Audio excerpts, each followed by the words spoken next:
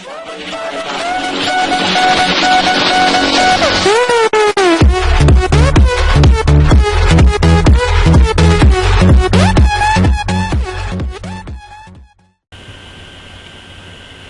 aí galerinha, estamos aqui com mais um vídeo no meu canal.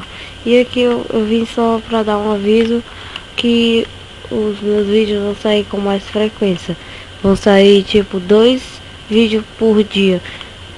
Vai sair só um vídeo hoje, porque esse aqui é só de aviso. Amanhã que vai começar a sair 2 vídeos por dia, tá bom?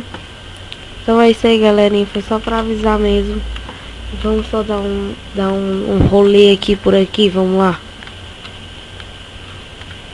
Dar um rolê para conhecer esse server. Esse aqui é outro servidor. Vocês deixem aí no canal. Falei merda.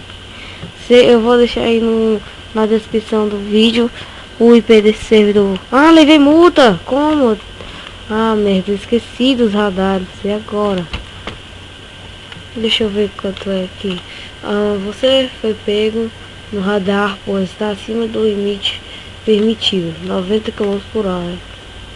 Portanto, você foi multado em 192 UF, que é assim que chama o dinheiro aqui. Para pagar, vá até o Detran. Você foi multado uma vez. Ao completar 6 multas, você perderá sua habilitação terrestre e pagará 6 mil reais. Hein? Velocidade registrada 83 km.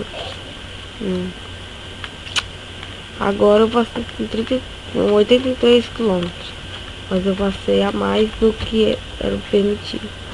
Então é isso aí galera, foi só mais para dar o aviso mesmo. Então é isso aí, muito obrigado por assistir.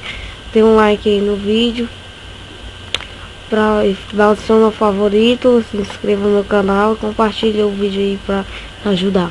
É isso aí, muito obrigado por assistir. Fui!